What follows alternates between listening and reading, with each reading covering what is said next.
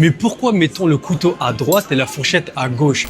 Aujourd'hui, tout le monde utilise la fourchette pour piquer ses aliments. Mais saviez-vous que cet objet ne s'est imposé en France que depuis peu de temps? Elle apparaît une première fois sous l'Antiquité, mais elle sera utilisée au Moyen-Âge sous l'Empire byzantin pour checker la cuisson des viandes. Au milieu du XIe siècle, elle est introduite à Venise et elle devient très populaire chez nos voisins italiens, surtout dans le nord du pays. Pendant ce temps, en France, personne n'utilise de fourchette. On prend le couteau pour piquer les aliments et avec les doigts, on les ramène à la bouche.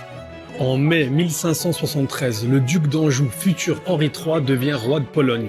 Mais son frère aîné Charles IX, qui est roi de France, meurt. Il n'a pas d'héritier, c'est donc son petit frère, le duc d'Anjou, qui doit lui succéder. Il quitte donc la Pologne pour venir s'asseoir sur le trône de France. Sur le chemin du retour, le futur roi de France fait une halte à Venise. Et là, il découvre la fourchette à deux dents que les Italiens utilisent pour enrouler leurs pâtes pour ne pas avoir à les couper. Henri III a kiffé l'objet, c'est pratique pour manger sans se salir. Il introduit donc la fourchette à la cour de France.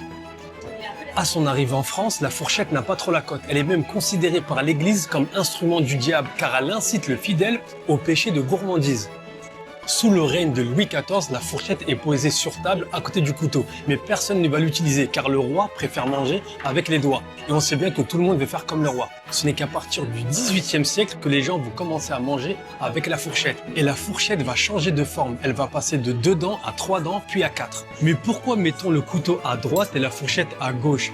Estimant que la majorité des gens sont droitiers, on met donc le couteau à droite. Et on veut aussi montrer qu'on est droitier car dans la tradition chrétienne, le droitier est celui qui marche sur le droit chemin. À partir du 19e siècle, cette habitude de placer le couteau à droite devient un code dans l'art de manger à table. La fourchette est donc placée à gauche, les pics vers le bas car avant la Révolution française, les familles de la noblesse mettaient leur blason sur le dos de la fourchette. En mettant les pics vers le bas, on montrait donc son blason, donc son rang social. Et le couteau à bout rond, c'est le cardinal de Richelieu au XVIIe siècle qui l'introduit et qui l'impose par décret à la cour de France, pour que les aristocrates arrêtent de se curer les dents à table.